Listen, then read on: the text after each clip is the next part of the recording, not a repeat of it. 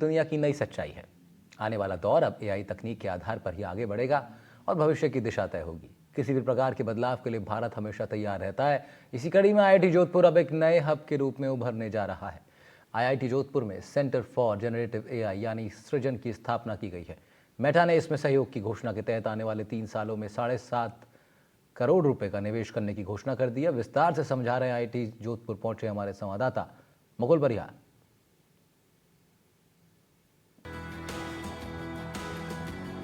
तकनीक के दौर में आर्टिफिशियल इंटेलिजेंस विश्व में एक नई क्रांति के रूप में पहचाना जाता है और धीरे धीरे आर्टिफिशियल इंटेलिजेंस अब लोगों के रोजमर्रा के जीवन का भी अभिन्न हिस्सा बनता जा रहा है। डिजिटलाइजेशन के साथ ही अब लोगों की निर्भरता भी आर्टिफिशियल इंटेलिजेंस पर प्रत्यक्ष और अप्रत्यक्ष रूप से बढ़ती जा रही है। भारत में भविष्य की संभावनाओं को देखते हुए एआई को लेकर तीव्र गति से कार्य हो रहा है और उसके साथ ही पूर्ण स्वदेशी आर्टिफिशियल इंटेलिजेंस को लेकर अब भारतीय प्रौद्योगिकी संस्थान आईआईटी जोधपुर भी एक नए हब के रूप में उभरने जा रहा है। दरअसल भारत में ओपन सोर्स एआई को बढ़ावा देने के उद्देश्य से अब मेटा और इंडिया एआई के बीच आईआईटी जोधपुर में सेंटर फॉर जनरेटिव एआई सृजन की स्थापना की घोषणा की गई है। इसके साथ ही All India Council of Technical Education के साथ साझेदारी में स्किलिंग और क्षमता निर्माण के लिए यूएआई की लॉन्चिंग की गई। ये साझेदारी स्वदेशी एआई अनुप्रयोगों के विकास, एआई में बेहतर स्किल डेवलपमेंट और तकनीकी संप्रभुता सुनिश्चित करने के भारत के एआई मिशन में योगदान देने के इरादे से अनुसंधान क्षमताओं को बढ़ावा देने के लिए किया गया है। सृजन की स्थापना की इस साझेदारी के तहत मेटा आईआईटी जोधपुर में सेंटर फॉर जनरेटिव एआई सृजन की स्थापना में सहयोग करेगा। इसका लक्ष्य भारत में जिम्मेदार और नैतिक एआई तकनीकों के विकास को बढ़ावा देते हुए एआई में रिसर्च और डेवलपमेंट को आगे बढ़ाना है। मेटा के साथ कोलैबोरेशन हो के 750 लाख 7.5 करोड़ का एक प्रोजेक्ट दिया है, जिसमें जनरेटिव एआई एक तरह की एआई की टेक्निक है। उसका इस्तेमाल यंग को करने के लिए ट्रेन किया जाएगा, 18 से 30 वर्ष के जो यूथ है हमारा, ताकि वो जनरेटिव एआई का इस्तेमाल रोज़मर्रा की समस्याओं का समाधान करने के लिए इस्तेमाल कर सकें। ये जो हमें ग्रांट मिली है उसमें मेटी और एआईसीटी दोनों इन्वॉल्व हैं। एआईसीटी क्योंकि वो और आईआईटी के अलावा जो टेक्निकल कॉलेजेस हैं उसमें ट्रेनिंग देना चाहते हैं। तो ये है जो अभी सबसे नई चीज़ आईआईटी जोधपुर में शुरू होने वाली है, सेंटर ऑफ एक्सीलेंस बनने वाला है इसमें से। मेटा ने इसमें सहयोग की घोषणा के तहत आने वाले 3 सालों की अवधि में 7 करोड़ 50 लाख रुपए तक निवेश करने की घोषणा की है। सृजन के इस केंद्र का लक्ष्य एआई और हाई तकनीक के क्षेत्र में सहयोग को बढ़ावा देना और भारत के लक्ष्यों और युवा डेवलपर्स को वास्तविक दुनिया की समस्याओं को हल करने और आर्थिक प्रभाव को आगे बढ़ाने के लिए ओपन सोर्स मॉडल का उपयोग करने के लिए प्रोत्साहित करना भी है। एनडीटीवी से बात करते हुए भारतीय प्रौद्योगिकी संस्थान जोधपुर के सीनियर प्रोफेसर नीरज जैन ने बताया कि आर्टिफिशियल इंटेलिजेंस को अगर साधारण भाषा में कहा जाए तो ये इतना कठिन नहीं है जितना सोचने में लगता है।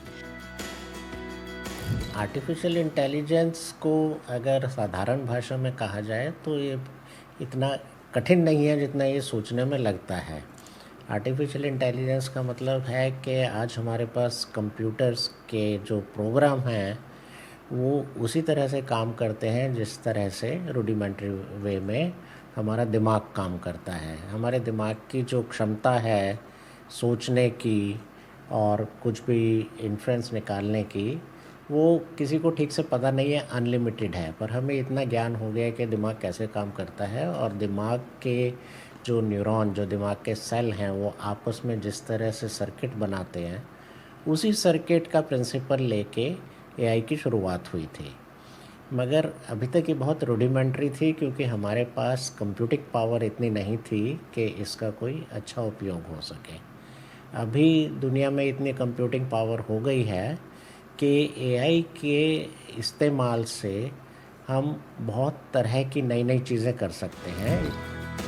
वर्तमान में विश्व में इतनी कंप्यूटर पावर हो गई है कि आर्टिफिशियल इंटेलिजेंस की मदद से हम बहुत नई नई चीजें भी कर सकते हैं और वो भी कंप्यूटर ठीक इसी प्रकार से कर पाता है जैसे कि एक इंसान करता है। जैसे कि वातावरण में जिस प्रकार से कहीं सिग्नल होते हैं और हमारे सेंसर से दिमाग द्वारा पहुंचते हैं, उसके द्वारा ही हम अपने आप में कुछ इन्फ्लुएंस बनाते हैं। क्योंकि हर एक चीज हमें सीखना नहीं है, बल्कि हम स्वयं भी सीखते हैं और हम जो कुछ भी सीखते हैं उससे आगे जाकर कुछ नई चीजों की खोज कर सकते हैं, कुछ समझ सकते हैं और कुछ ऐसी चीजें भी हम कर सकते हैं जो हमने पहले कभी न किया हो।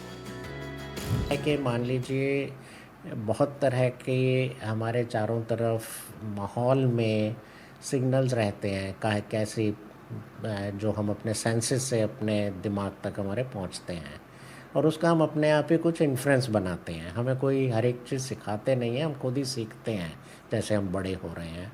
और उस सब जो कुछ हम सीखते हैं उसके बेसिस पे आगे जाके हम कुछ नई चीज़ें की खोज कर सकते हैं, कुछ समझ सकते हैं, कुछ ऐसी चीज़ कर सकते हैं जो हमने पहले कभी ना करी हो।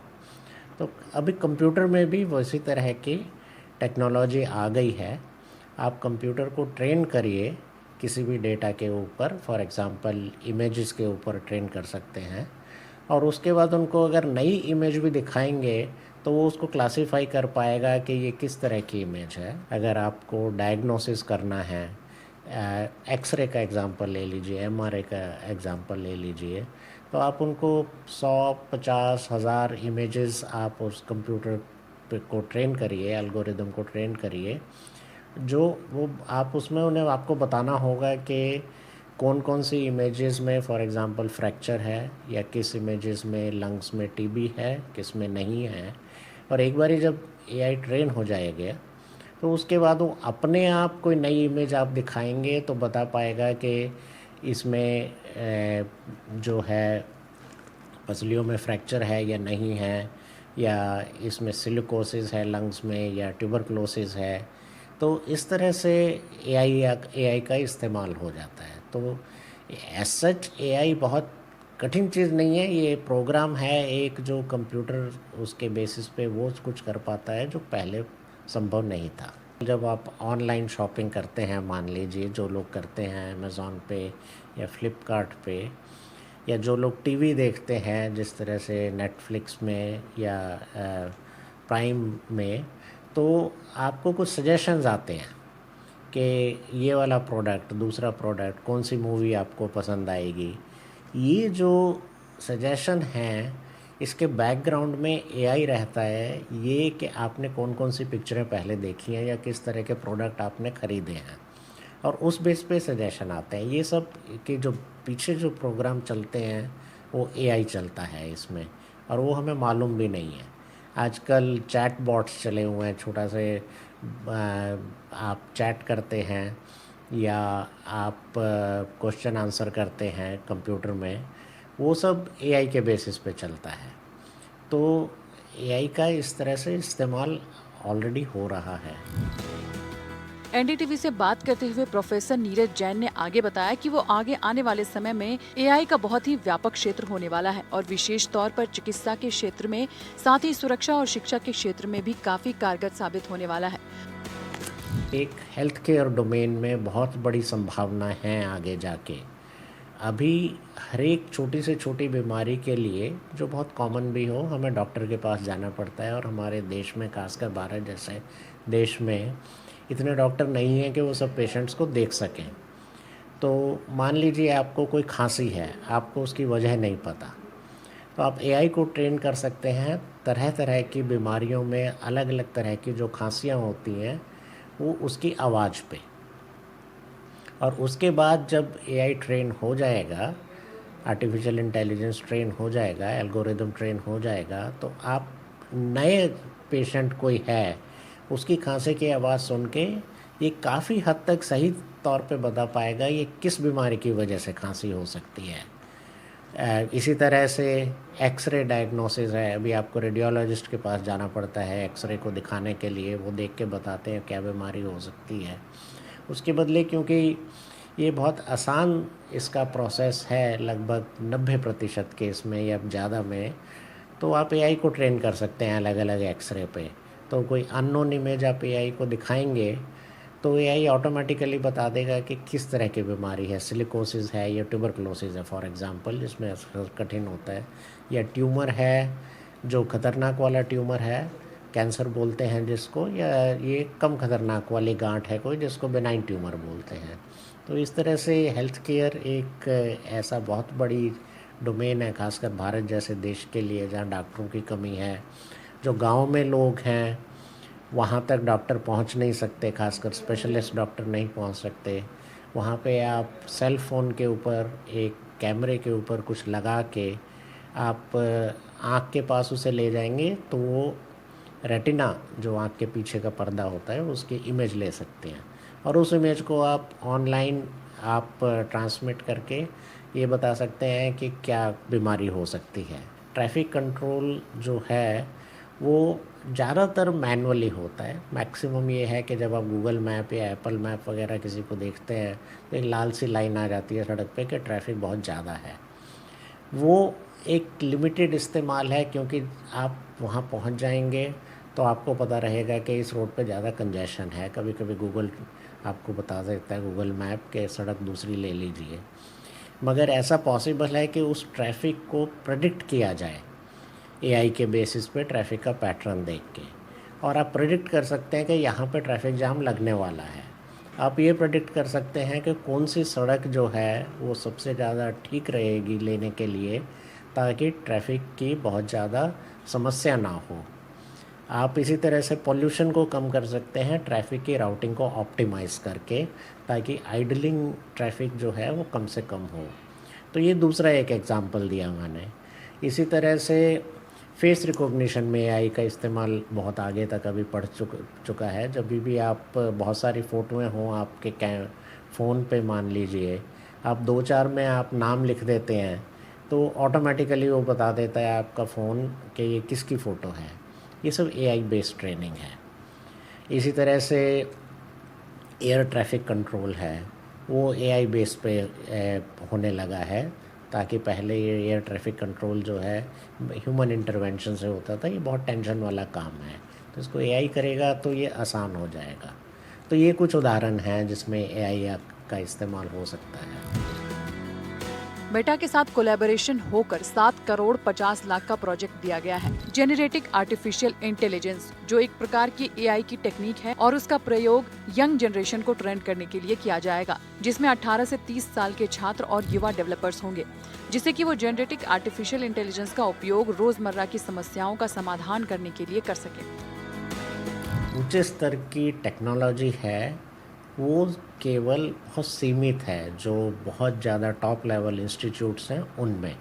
आईआईटीज़ का एक एग्जांपल है, कुछ कॉलेजेस तक भी, अच्छे कॉलेजेस तक भी जा रही है। पर जिस तरह से एआई का उपयोग हमारी रोज़मर्रा की ज़िंदगी में बढ़ने वाला है, उसके लिए हमारे को एआई के एक्सपर्ट्स चाहिए आगे जाके। एआई के एक्सपर्ट्स ना केवल नई तरह की एआई टेक्नोलॉजी बनाने के लिए, बल्कि एआई टेक्नोलॉजी को ठीक से इस्तेमाल करने के लिए। ये सबसे बड़ा आगे जाके जॉब एवेन्यू जो बनने वाला है वो बनेगा। हर एक कंपनी को एआई एक्सपर्ट्स चाहिए जो एआई टेक्नोलॉजी उनके पास पहले ही है उसका ऑप्टिमम इस्तेमाल कर सकें। तो ये इसका सबसे बड़ा जो फ्यूचरिस्टिक एम्प्लॉयमेंट एवेन्यू है वो बनने वाला है इससे। भारतीय प्रौद्योगिकी संस्थान जोधपुर जिस प्रकार से अब एआई के एक नए हब के रूप में उभरने वाला है, इसे लेकर भारतीय प्रौद्योगिकी संस्थान जोधपुर के स्टूडेंट्स में भी खासा उत्साह देखने को मिल रहा है। तकनीक के इस दौर में भारतीय प्रौद्योगिकी संस्थान जोधपुर लगातार कई नए कीर्तिमान स्थापित कर रहा है। वहीं बात करें आर्टिफिशियल इंटेलिजेंस की, तो अब जोधपुर आईआईटी के साथ जो है वो मेटा भी जो है आर्टिफिशियल इंटेलिजेंस को लेकर आगामी कुछ वर्षों में कार्य करेगा, जिसको लेकर भी जो है वो मेटा 7 करोड़ 50 लाख की सहायता जो है वो जोधपुर आईआईटी को देगी। कुछ विद्यार्थी भी हैं, उनसे भी हम बात करेंगे। सर, आर्टिफिशियल इंटेलिजेंस जो है एआई, उसको लेकर आज भी जो है कई लोगों को जो है वो जानकारी भी नहीं है, और अब जो है वो जोधपुर आईआईटी में भी जो है वो आर्टिफिशियल इंटेलिजेंस को लेकर जो है वो एक एमओयू भी साइन हुआ है मेटा के साथ में। क्या कुछ मानते हैं एआई को लेकर? एआई से रिलेटेड काफ़ी सारी ऐसी चीज़ें हैं जो मतलब काफ़ी सारे लोगों को मालूम है, अभी भी मालूम है।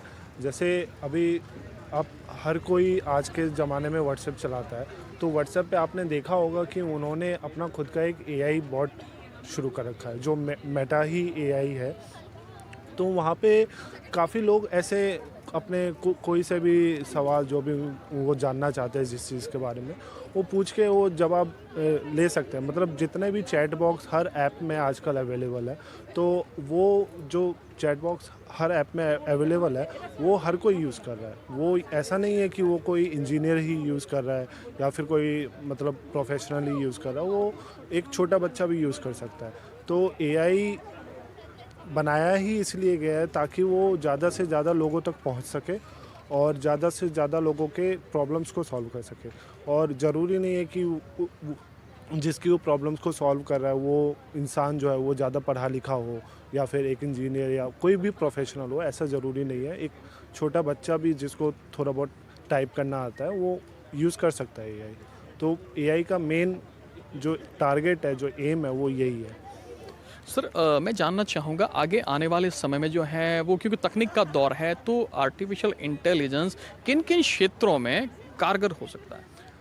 आर्टिफिशियल इंटेलिजेंस मतलब सबसे ज़्यादा जो कारगर मुझे लगता है कि वो हेल्थ केयर सेक्टर में काफ़ी ज़्यादा डॉक्टर्स को हेल्प कर सकता है, क्योंकि हेल्थ केयर एक ऐसा सेक्टर है जहाँ पे हमें परफेक्शन की ज़रूरत है। मतलब अगर आप ज़रा सी भी मिस्टेक करते हो, अगर डॉक्टर्स ज़रा सी भी मिस्टेक करते हैं हेल्थ केयर्स में या फिर ऑपरेशन के दौरान या फिर किसी मरीज़ का डिजीज़ चेक करने में, तो फिर वहाँ पे किसी इंसान की जान भी जा सकती है। तो उस चीज़ में सबसे ज़्यादा हम यूज़ कर सकते हैं एआई का, और एआई ने ऐसे रिजल्ट्स दिए हैं कि ज़्यादा से ज़्यादा मतलब वो आपका एक्सरे देख के या फिर आपका एमआरआई स्कैन देख के आपको ये बता सके कि बीमारी कौन सी है, जो कई बार डॉक्टर्स से भी स्किप हो जाती है, वो शायद एआई से ना हो और ज़्यादा अच्छे से अच्छा इलाज डॉक्टर्स मरीज़ों का कर सके। तो हेल्थ केयर तो सबसे ज़रूरी सेक्टर है एआई के लिए। उसके अलावा आप हर जगह देख ले, आप एजुकेशन में देख लीजिए, आप छोटे छोटे बच्चों को आजकल एआई की हेल्प से पढ़ाया जाता है, उनको एनिमेशंस बना के दिखाया जाता है ताकि वो चीज़ों को ऐसे किताबों से ना पढ़ के एनिमेशंस के द्वारा जल्दी सीखेंगे। तो एजुकेशन में है, स्पोर्ट्स में है, बहुत सारी चीज़ों में एआई का यूज़ है, बट सबसे ज़्यादा यूज़ जो मुझे लगता है वो हेल्थ केयर में ही है। हेल्थ के सेक्टर में जो है वो कहीं उपयोगी साबित हो सकता है आर्टिफिशियल इंटेलिजेंस। कुछ और भी जो आईआईटी के जो विद्यार्थी हैं उनसे भी बात करेंगे। सर, जैसा कि मेटा का जो है वो एमओयू हुआ है जोधपुर आईआईटी के साथ में, और आगे आने वाले समय में काफ़ी कुछ कार्य की होने की भी उम्मीद है, क्या मानते हैं? क्योंकि आप भी युवा हैं, आगे आने वाले समय में आर्टिफिशियल इंटेलिजेंस को लेकर जोधपुर आईआईटी और मेटा का जो ये एमओयू हुआ है ये कितना कारगर होगा? सर, एआई जो है आजकल बहुत ही हेल्पफुल है स्टूडेंट्स के लिए, हर एक सेक्टर में, किसी एक सेक्टर में नहीं। जैसे अमित अभी बताया कि हेल्थ सेक्टर बहुत ही क्रूशियल है, जिसके लिए वहाँ पे प्रिसीजन्स की ज़रूरत होती है, तो वहाँ पे तो ये हेल्पफुल है ही स्टूडेंट्स के लिए और लोगों के लिए। बाकी और भी सेक्टर्स हैं जिसमें कि जैसे अभी बहुत सारे एआई हम जानते हैं, जैसे कि चैट जीपीटी है, गूगल का जेमिनाई है, माइक्रोसॉफ्ट का अपना कोपायलट है। सो ये सब जो चैट जीपीटी तरह के ओपन एआईज़ हैं, तो ये एआई क्या करती है, इनके पास हम डेटा फीड करते हैं पहले से ही।